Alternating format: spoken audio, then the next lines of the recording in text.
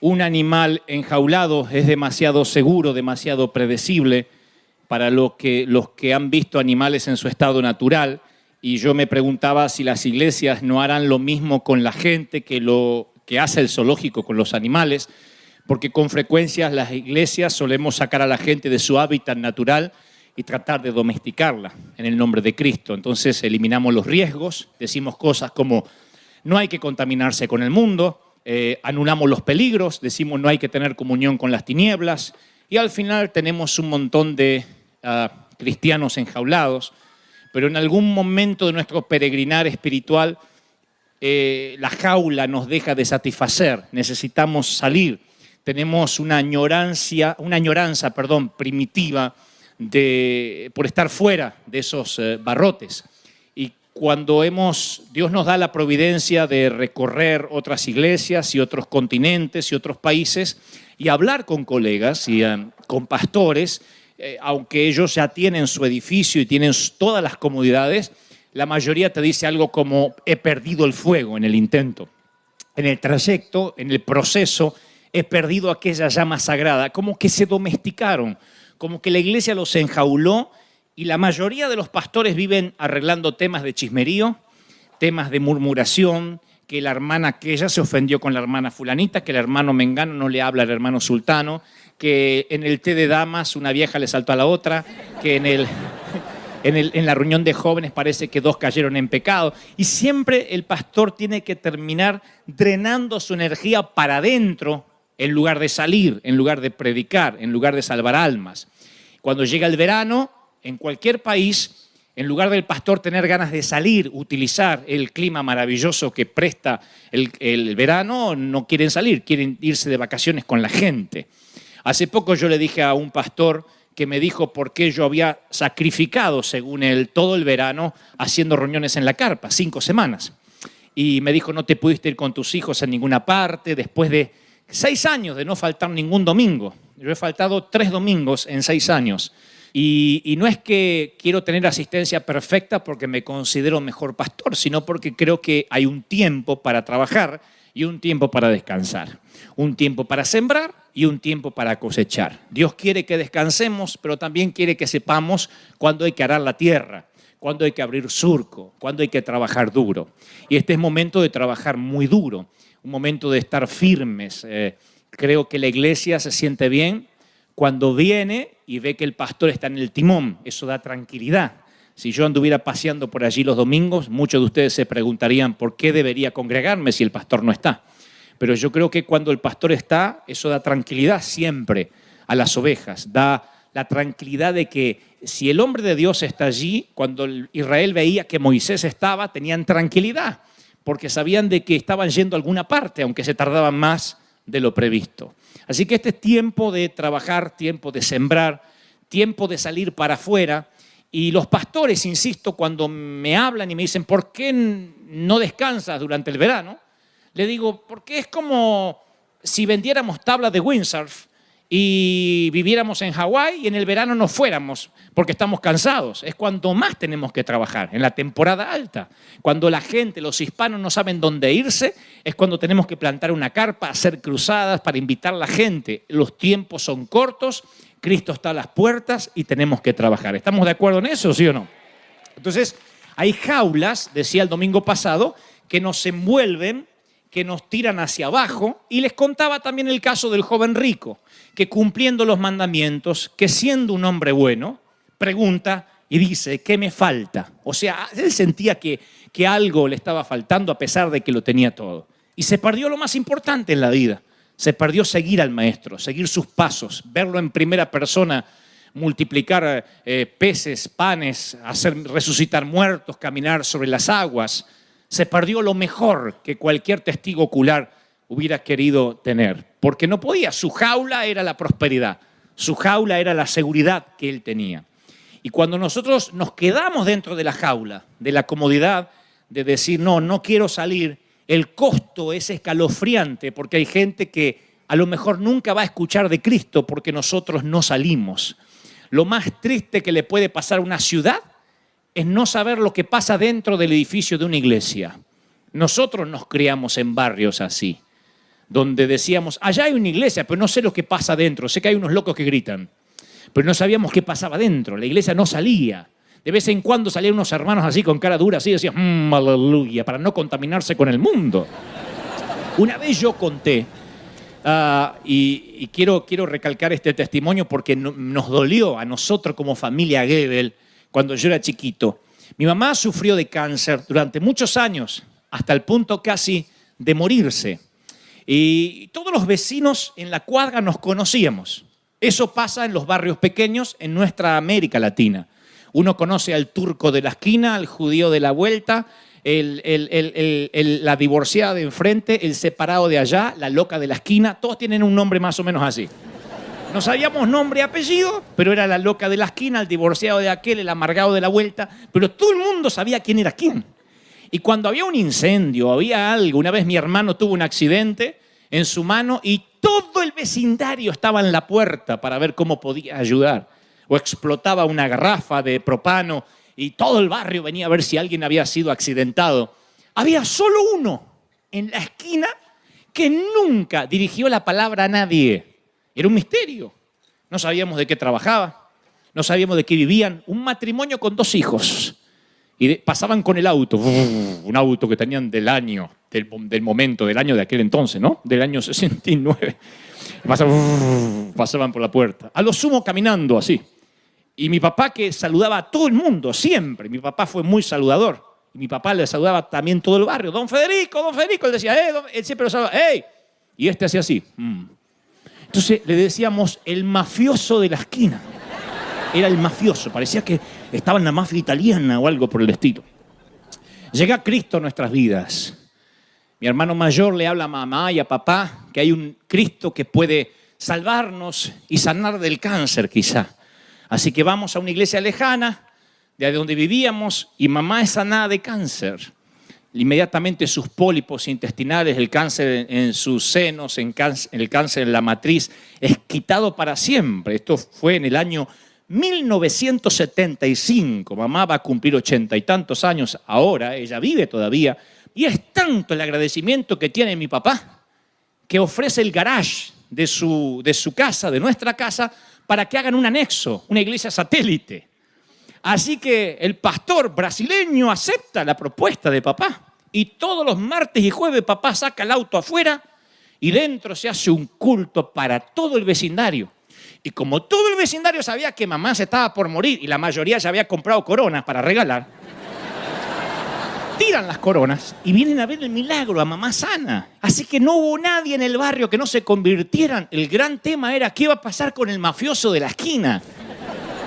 Y decía, ¿qué va a pasar? ¿Lo invitamos? No, ese loco por ahí sale con un arma, quién sabe a qué se dedica. Pero no pasan 2, 3 semanas que tenemos nuestros servicios allí, muy pentecostales, por cierto. Y aparece este hombre de traje, el mafioso, con la esposa.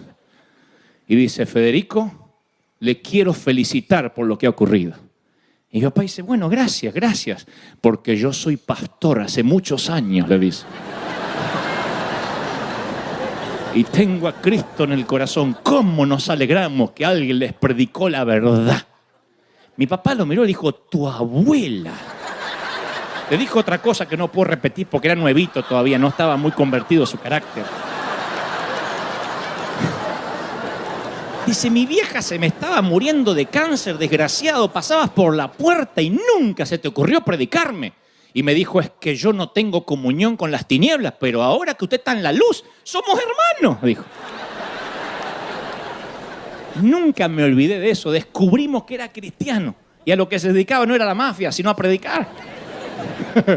Nunca nos olvidamos y dejó de ser el mafioso de la esquina para ser el pastor mafioso de la esquina. Miren lo que hace la jaula, cómo nos mete dentro de un sistema donde tenemos miedo a contaminarnos. Yo prefiero predicarle a 1000 inconversos que antes que a 10.000 cristianos. Yo prefiero predicarle a un perdido antes que a 1 millón de gente que ya tiene a Cristo. Porque Dios nos llamó a salir de la jaula, que no nos domestiquen, a que el enemigo no nos meta dentro de una burbuja. Y el domingo pasado yo le decía que una de esas jaulas es la jaula de la responsabilidad mal entendida, el sueño americano. El decir, yo estoy aquí para trabajar. Dios nos dijo el domingo pasado, yo no te traje aquí para hacer dinero. Si naciste aquí, o viniste aquí, o llegaste aquí como foráneo, como inmigrante, Dios te trajo con un propósito. Y es ser parte del mover de Dios que el Señor no le dio a los anglos y nos ha regalado a nosotros como pueblo hispano. ¿Lo están creyendo, sí o no? Alguien tiene que aplaudir más que eso, siendo yo lo creo de corazón. ¡Aleluya! La segunda jaula es la jaula de la rutina, que en ocasiones nos vemos envueltos, es tan sutil como la primera, como la responsabilidad. Yo creo que una buena rutina no tiene nada de malo, pero cuando las rutinas sagradas se vuelven ritos vacíos, entonces nos mantienen enjaulados. Cuando aprendemos el cómo y olvidamos el por qué, lo sagrado se vuelve común. Alguien tiene que tuitear esto. Cuando aprendemos el cómo y olvidamos el por qué, lo sagrado se vuelve común. O sea que hay cosas que aprendemos cómo hacerlas, pero nos olvidamos por qué las hacemos. Nos olvidamos por qué adoramos a Dios, por qué venimos a la iglesia. Y cuando uno se va olvidando el por qué está haciendo lo que hace, de pronto se ve envuelto en una rutina donde la oración pierde sentido, y eso también es una jaula. Donde la adoración pierde sentido, y eso también es una jaula. No es un problema de ustedes ni mío. Esto pasaba con Israel. Cae maná por primera vez, decimos, ¡ay, qué bendición! Hasta que después decimos, maná otra vez. Podría caer un bife de chorizo, por lo menos, otra cosa. Nos acostumbramos. La peor jaula es la rutina, porque nos envuelve, porque nos va metiendo en algo que se hace común, rutinario, y empezamos a bostezar como pasajeros adormecidos en un tren. Por eso el Señor dijo, este pueblo me alaba con la boca, me honra con los labios, pero su corazón está lejos de mí. Su adoración no es más que un mandato enseñado por hombres. Lo que está diciendo el Señor, cuando me adoran de memoria, me suena un disco rayado. Me suena algo abúlico, algo que no tiene sentido. Por eso los salmos nos instan una y otra vez a cantar cántico nuevo, a que tengamos palabras nuevas, sentimientos nuevos. Porque cuando hasta los sentimientos se hacen rutina, cuando tu marido te dice siempre lo mismo, te quiero, vieja, te quiero, vieja, te quiero, vieja, en un momento dice, viejo, no me digas más nada, porque para decírmelo así ni me lo digas. Lo que ella necesita es que haya sentimientos nuevos, que cada día lo quiera o la quiera más, y que haya una intimidad que no había. Yo digo siempre, las relaciones siempre están en movimiento, nunca están estáticas. Aquel que dice, yo me casé con mi mujer hace 30 años y la amo como el primer día, nada cambió, está fregado. Porque o vas amando más o vas amando menos. Pero las relaciones no son estáticas, o sea, están siempre en movimiento. Así que si tienes un marido que el día de la boda te dijo te amo y si cambio de opinión te aviso, tienes que enseñarle a que te lo diga, porque cuando te lo dice es que tú sabes que la relación está creciendo, se está profundizando. Y el Señor dice, no me adoren, nada más que de labios. Tienen que ver ustedes a veces la cara de la gente, no acá que son todos muy santos y ahora están en la oscuridad y no les veo las caras. Pero tienen que verlos a veces. ¿Cómo adoran a algunos? Te dan ganas de pegarles. Pero ¿saben por qué te dan ganas de pegarles? Porque una cosa es ir a un parque como este, o un superclásico, o una cruzada donde hay de todo. Ahí está el que vino, el que trajeron por primera vez, el primo que llevaron engañado, el cuñado que llevaron, venite, que es lindo, al que le mintieron que era un concierto. Están todos. Pero la iglesia, 10, 9, 11 de la mañana, el que se levanta, se viste, la mujer que se pone colorcito se pinta las rayitas en los ojos y se pone la labio, y va. Y después pone la cara así. Ana, si ¿por qué no te quedaste en casa en pijama? ¿Por qué no te hiciste un té y te fuiste a la cama? ¿Para qué va a la iglesia? Y si a uno como hombre de Dios nos choca, imagínense lo que siente el Señor. Cuando ve gente encerradas como animales en el zoo, literalmente, en una jaula de rutina, donde lo que ayer era fascinante, extraordinario, hoy se hace común. Hoy es algo que no sorprende a nadie. Yo tenía una gran pregunta cuando yo era jovencito, o sea, hace muy poco. Yo tenía una gran pregunta. Y era, ¿por qué los grandes avivamientos de la historia? Para los que no saben, avivamiento es un gran mover del espíritu que llega sin explicación alguna, que no resiste análisis, no pasa por lo racional, y de pronto hay un mover que puede traducirse en, no sé, en manifestaciones, en grandes conversiones, en un crecimiento explosivo. Y esos avivamientos suelen durar 2 o 3 años. Históricamente, Azusa, las Islas Hébridas, los grandes avivamientos de Wesley, de Finney, han durado no más de 3 años.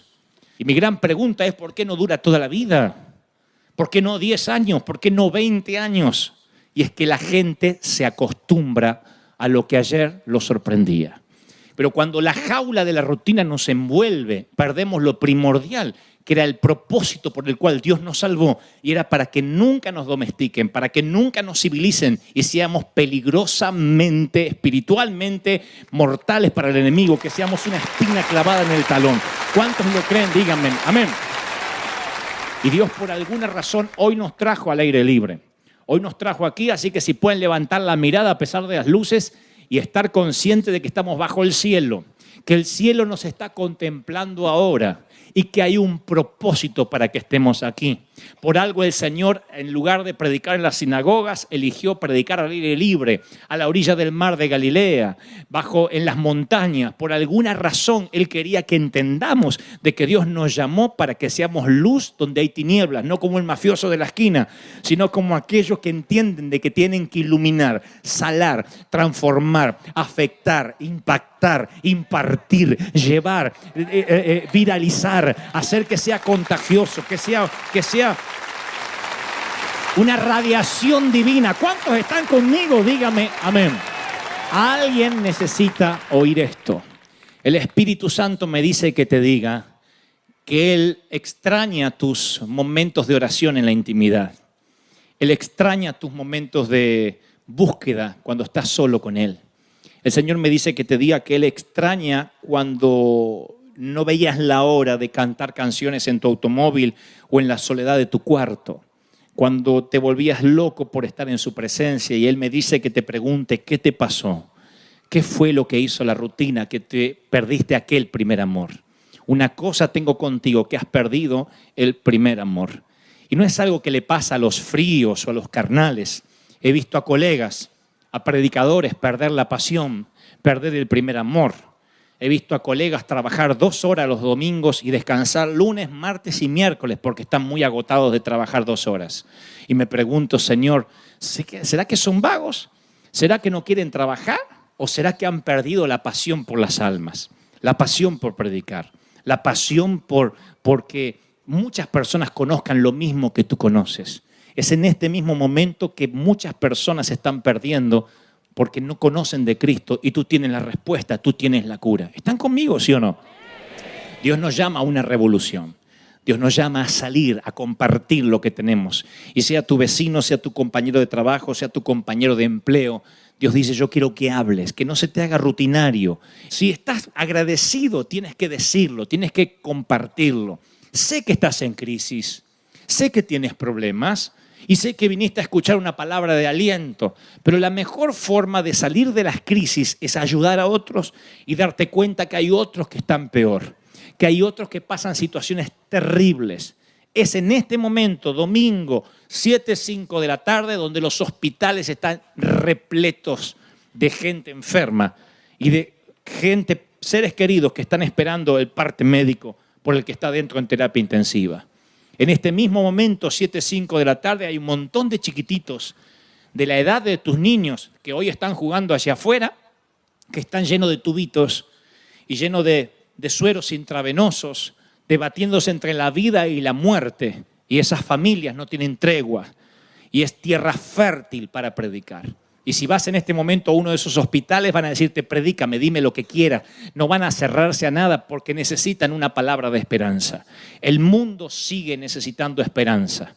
No quiero sonar apocalíptico ni aburrirlos con escatología, pero nada más con ver las noticias en CNN y ver a razón de 1, 2, 3 decapitaciones diarias, nos damos cuenta de que son los últimos tiempos, de que la guerra no va a parar, y sea por ISIS, sea por los rezagos de Bin Laden, o sea por el ébola, pero el mundo no está evolucionando, está involucionando.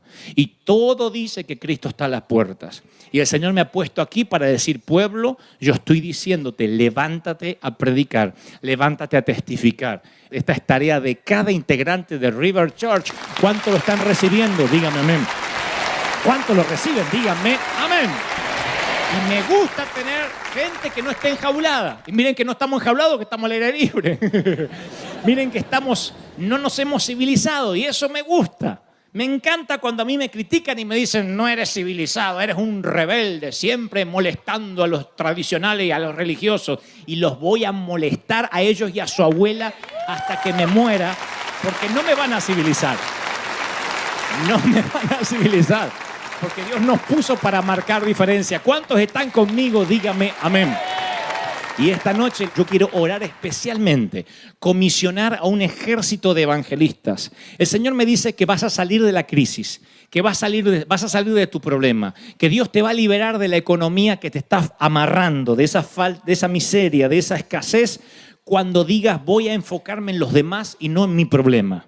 Muchos se van a sorprender porque van a aparecer cheques en sus buzones, en sus escritorios, van a venir promociones, trabajos que no esperaban, pero el Señor dice, yo no te estoy mimando para que seas egoísta y engordes tú solo. Te estoy mostrando lo que te puedo dar si te fijas en las almas, si te fijas en lo que yo te quiero dar. Dios te trajo precisamente para un momento como este, precisamente. Esto no lo vas a volver a vivir, no volverán estos tiempos. Son tiempos únicos. Un ángel pasa una sola vez por tu vida. El profeta pasa una sola vez por tu vida. Oiga lo que el Señor está diciendo a la iglesia. Si ves a Elías, no lo dejes ir sin que antes recibas una doble porción de lo que él tiene. Aprovecha el momento. Carpe diem. Atrapa el momento. Atrapa el momento. Porque hay momentos que no van a volver. Hay tiempos que vas a añorar y este momento no va a regresar, me dice el Espíritu Santo. Yo sé que estás en crisis, yo sé que necesitas una palabra de aliento. Y la palabra de aliento esta tarde... Que la Biblia dice en Apocalipsis que Dios es el que abre y nadie puede cerrar, y el que cierra y nadie puede abrir. Y a veces una puerta cerrada no es una interrupción del plan, sino una señal o un desvío hacia el verdadero plan de Dios. Son las interrupciones de la vida. Son esos momentos de hambre, piensen bien, los que nos llevan a posicionarnos luego en otro sitio donde jamás hubiésemos ido, no será a causa de esa crisis, de esa tormenta. Steve Jobs, el creador de Apple y el CEO de Pixar, solía decir, entre otras cosas, cuando yo veo lo que he logrado para la humanidad, cuando yo veo a dónde he sido posicionado, siempre trazo una línea de puntos hacia atrás. Y la línea de puntos me lleva a aquel momento donde perdí el empleo y estaba en un garage diciendo ¿qué voy a hacer? El salario fijo me había atrofiado la creatividad, pero de pronto el estar allá hizo que hoy pudiera yo estar en esta posición, pero fue aquella crisis la que me reinventó, la que produjo en mí un movimiento de reingeniería para posicionarme. Y la Biblia es eso, continuamente nos enseña de personas que fueron procesados en el desierto para llegar a presentarse como obreros aprobados delante de Dios. No queremos sufrir. Yo evitaría cualquier sufrimiento a mis hijos. Les evitaría cualquier desazón, cualquier traición, pero no podemos protegerlos del bullying de la vida, porque eventualmente la vida los ha de golpear y eventualmente vendrán situaciones de riesgo y vientos de frente. Eso es parte de la vida y ignorar eso es como ignorar la muerte. Yo siempre digo, no puedes ignorar la muerte. Tú puedes enojarte contra ella, maldecirla, pelearte, pero no puedes ignorarla, porque la muerte es parte de la vida. Hacia allí vamos todos y tenemos que resolver dónde vamos a ir luego que bajemos al sepulcro. Pero la muerte es parte de la vida. Y como digo siempre, no todos los que han muerto realmente han vivido. Vivir significa descubrir el propósito de la vida. Cuando descubres el propósito de la vida, enfrentas batallas, enfrentas vientos de frente, porque sabes que esas son las materias para recibirte. De otro modo es querer ser médico, querer o soñar o anhelar colgar un diploma en la pared y evitarte el estudio. No puedes evitarte las materias de la vida que eventualmente van a venir. Hasta Jesús tuvo una puerta cerrada. Él en el huerto de Getsemaní pide una salida para la cruz. Él no quiere ir a la cruz. Él sabe lo que va a ocurrir y no quiere sufrir. es Dios, pero ahora está en un cuerpo de hombre. Y él dice, no, si puedes, pasa de mí esta copa. En otras palabras está diciendo, ¿estás seguro, Padre, que no hay un plan B? ¿No hay otra forma? ¿No hay otro que podría morir en mi lugar? Judas sería una buena opción. Y Dios le dijo a Jesús no en Getsemaní para decirnos sí a nosotros para las puertas del cielo. Y si no hubiese dicho no a su hijo, nosotros, entre otras cosas, no estaríamos aquí hoy. Hasta Jesús tuvo una puerta cerrada. Los vientos de frente eventualmente van a venir. Y no estoy diciendo con esto que te quiero poner triste, por el contrario, sino que cuando viene el hambre, tienes que saber bien dónde estás parado, porque puede que tomes una decisión que te cueste consecuencias que luego no puedas desdibujar, no puedas borrar. Esta familia son los Flanders de los Simpsons. Hacen todo perfecto, pero viene el hambre y toman una decisión que les costará mucho más que simplemente una mudanza. Ellos se mueven de la tierra donde Dios los puso, se van de Israel. La Biblia no dice que Dios le haya dicho algo como, muévanse de donde yo los puse. Es tiempo de que vayan a buscar comida a otro sitio. No tienen una orden así, simplemente dice, y se movieron a las tierras de Moab. En Moab no habita Dios. En Moab tipifica una tierra, un territorio que no es santo, es un territorio pagano. Allí viven los enemigos y allí se van ellos porque oyeron que ahí sí había comida. No le están preguntando a Dios qué hacer.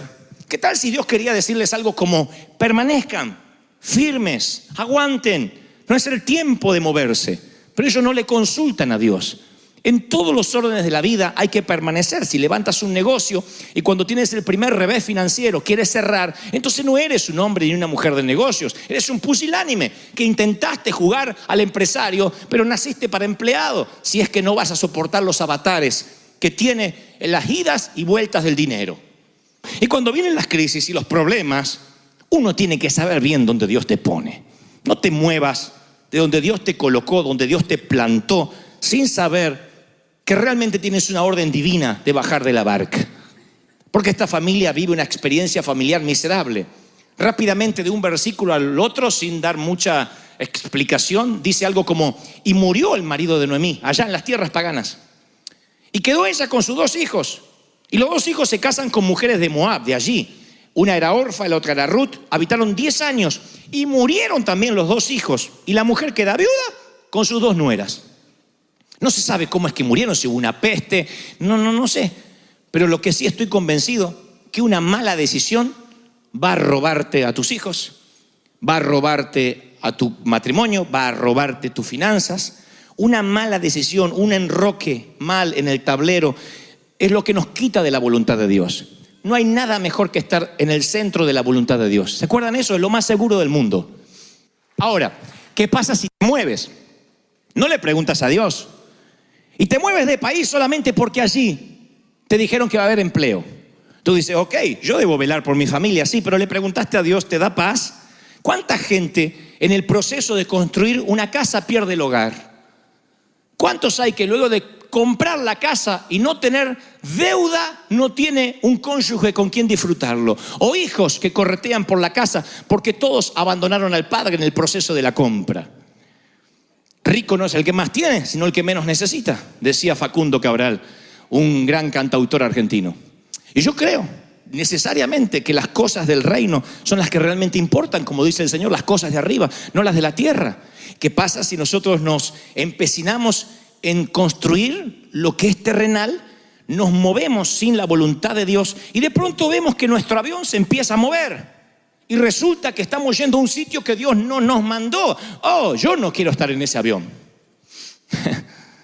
Yo no quiero estar en un pez, sabiendo que mi destino era Nínive y estoy yendo para Tarsis. Yo no quiero estar ni en ese barco ni en el vientre de ese pez. Porque, damas y caballeros, no hay lugar más inseguro que moverte de la voluntad de Dios. Y estoy hablando de moverse en todos los niveles, no mudanza física. A veces uno muda el corazón. Y cuando mudas el corazón, lo que estás haciendo ya lo haces mal. Los empleadores sabemos lo que es tener un empleado con el corazón disperso. Alguien que hace lo correcto, lo que en Argentina llamamos sindicalista. Hace lo que el sindicato le ordena. Entonces no hace una de más. Y el tipo, uno le dice, tú tienes que controlar que este teclado esté limpio. Y él controla la limpieza del teclado. Pero se incendia ese parlante, ese speaker, y él no lo apaga. Y dice, ¿no ves que hay un incendio? A mí no me pagan para eso. Tú dices, no te pagamos para eso, pero deberías hacerlo como hombre de bien. Pero no hace la milla extra porque su corazón ya se mudó. Si tu corazón se mudó, ¿qué hace el resto de tu cuerpo aquí? Ya deberías haberte ido con el resto. Pero si tu corazón puedes estar seguro que dice, bueno, tengo hambre, no estoy pasando mi mejor momento, pero es el lugar donde me planto. Esta familia toma una pésima decisión, pierde su esposo, se transforma en viuda, pierde sus hijos, está con sus 2 nueras y escucha una noticia. Pasan 10 años, una década, y escucha una noticia, que de la tierra donde salió, hace 10 años, Jehová había visitado la tierra y les dio pan. Y ahora volvió el pan, volvió la comida, los graneros llenos, los lagares rebosados. Y cuando ella se entera de esa noticia, hay 2 cosas que hace para que ustedes no se depriman. Porque ella primero se entera con sus nueras que Dios visita la tierra. Y entonces, de pronto, ella dice, esto es lo que haré. Inmediatamente dice, y entonces se levantó. Se levantó. Eso habla de que estaba, no sé si literalmente o metafóricamente, estaba tirada por el piso. Porque cuando uno pasa mucho hambre en cualquier ámbito de la vida, uno tiende a bajar los brazos. Entonces dice, ella se levantó. Y alguien hoy, esta mañana, tiene que escuchar esa palabra. Lo primero que tienes que hacer es casi infantil, pero tienes que levantarte de tu situación. No te quedes allí. Dios dice, no te entregues, no bajes los brazos. No puedes ayudar a otros si no te levantas primero. Tienes que ceñirte, levantarte y decir, hasta aquí pasé hambre, pero nunca más. Tienes que levantarte. Porque, ¿saben? Hay gente que se levanta pero no sale del lugar. Porque hay gente que crónicamente vive lo mismo. Y uno dice, puede ser. Yo se los conté. ¿Vieron que hay mujeres que eligen mal sus esposos, sus parejas, sus relaciones? O hombres también que eligen mal. Pero se da más el caso de las mujeres que agarran un vago, un sinvergüenza, y dice, pastor, salí de esa relación. Menos mal que ahora Dios me dio otro. Uno lo mira y dice, volví a la anterior porque este es una versión desmejorada de la anterior. ¿Y por qué siguen en lo mismo? Porque se levantan, Dios les habla, pero no salen del lugar. No cortan lo que tienen que cortar. Tienes que cortar Moab para poder comer en Israel. Si no cortas la tierra pagana, no vas a comer pan. Tienes que cortar. Hay relaciones tóxicas que hay que cortar. Hay relaciones, como digo siempre, que te drenan, te vampirizan. Hola, ¿cómo estás? Y te drena. Y te quedas como los perritos atropellados así, después que se va. ¿O no? Porque te drena. Ay, pero es mi comadre. Pero te drena. Orá que se vaya al cielo, que la pongan en otra nube, pero que no te la carguen el barco. Amamos a todo el mundo, pero nada nos obliga a ser socios de todo el mundo. Entonces hay gente que te drena y son relaciones que hay que cortar. Porque piensas, desde que estoy en pareja, desde que tengo esa relación, desde que estoy con mi cuñado, desde que me asocié con fulano, empezaron a pasar las cosas terribles. Y se empiezan a desencadenar una serie de eventos, valga la redundancia, encadenados a partir de este efecto dominó de tomar una mala decisión. Entonces tú te levantas, Señor, quiero vivir en victoria, pero no cortas lo pagano. Si no cortas lo que está en Egipto, no puedes entrar a la tierra prometida. Es un principio. Eso es así. Si no cortas algo en tu corazón, no tienes cabida para algo más en tu corazón o para alguien más. Ella se levantó y dijo, salgo de aquí. Y ahí ocurre algo muy particular. Ya para culminar, les quiero regalar esto porque me pareció extraordinario. Porque ella decide levantarse, Noemí, la viuda, y sus 2 nueras. Recuerden que las 2 nueras son chicas de ahí, de esa tierra, de Moab. Allí conocieron a sus hijos. Ahora los hijos quizás murieron en una guerra, una batalla, una peste, no sabemos por qué. Y Noemí habla con las 2 muchachas. Se presumen que las muchachas tienen 30 y tantos años, 20 y pico, 30 tienen las 2. Noemí le dice, muchachas, yo me vuelvo a mi pueblo porque hay pan, pero ustedes nacieron acá, esta es su vida.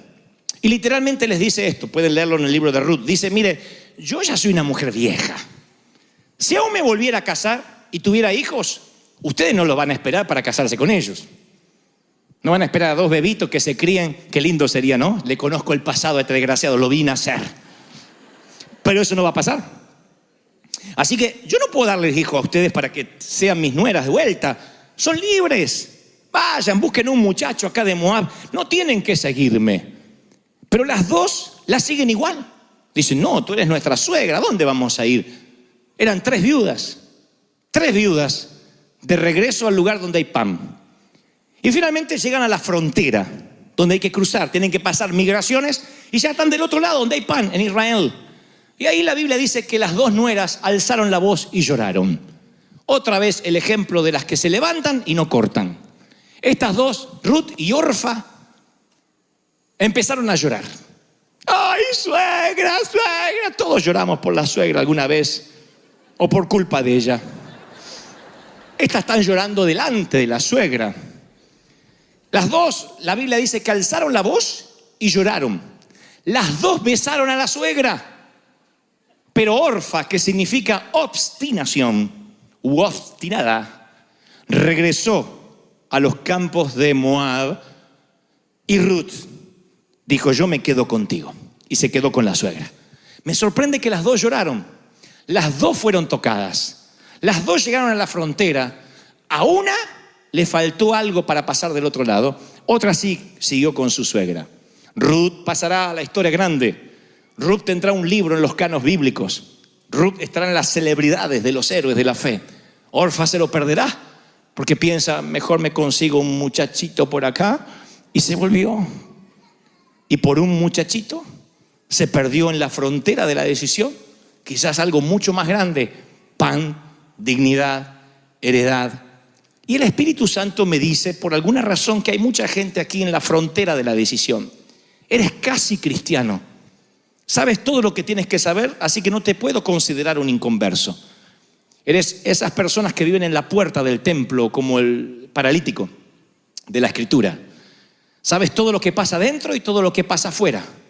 El problema es que sabes demasiado como para que yo te considere o el Señor un inconverso. Pero no sabes lo suficiente como para ser un cristiano. De tanto en tanto haces una promesa, vienes, haces un par de oraciones, eres un hombre o una mujer buena, pero no alcanza. Estás en la frontera de la decisión, lloras como todo el mundo, pero a la hora de la hora tú te regresas para atrás. Y siempre que te quedes en ese sitio donde debes cortar, vivirás bajo maldición porque tienes la oportunidad de acercarte a Dios.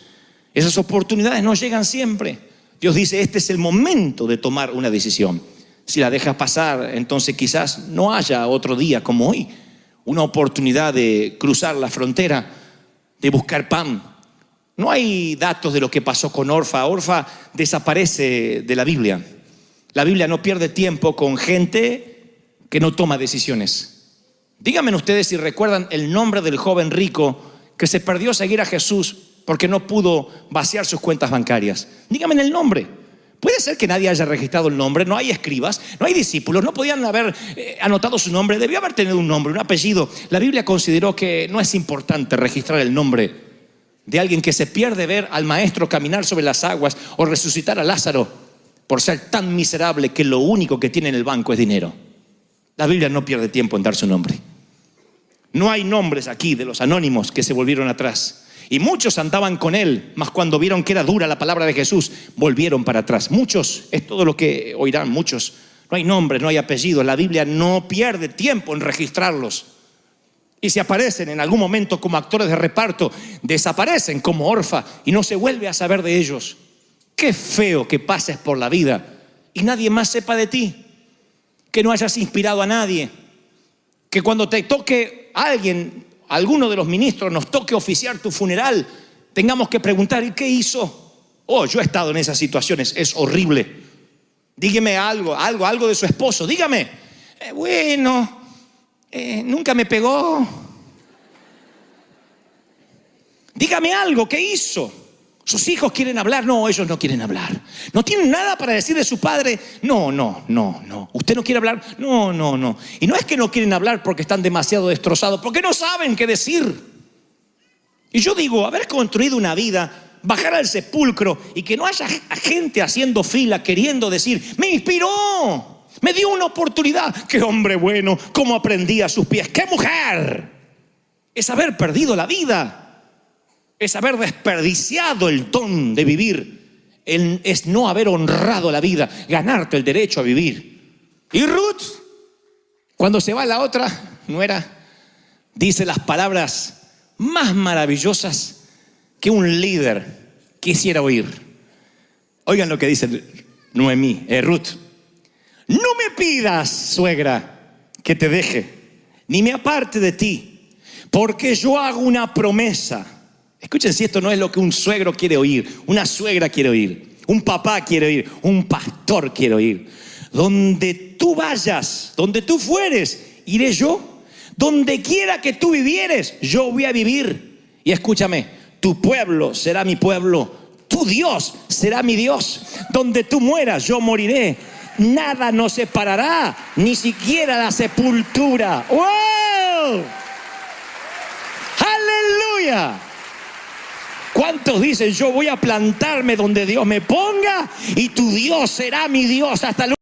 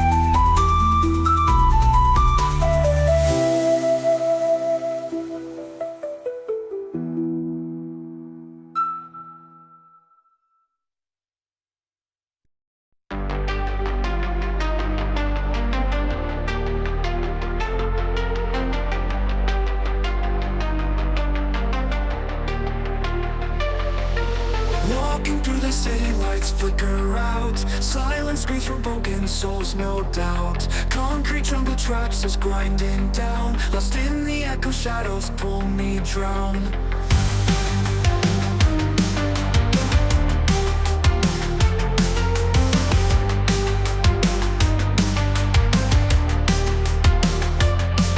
Streetlights buzzing, whispers in the dark.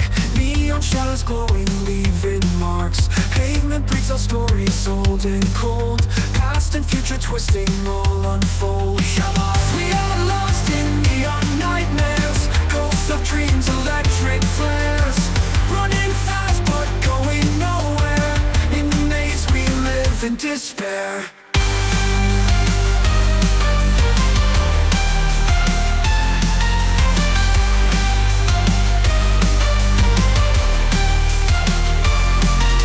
Voices rise mechanical and raw, vocal cords electric through the straw, wires tangled clenching like a vice, heartbeat sings with thunder rolling dice. Falling stars and shattered glass confound, broken mirrors scattered on the ground. Synthetic whispers tell us we're alive, but the ghosts of dreams begin to thrive. Hearts electric, pulses racing, burn lost in time, nowhere we'll ever learn. Haunting melodies, they fade away, but the memories are here to stay.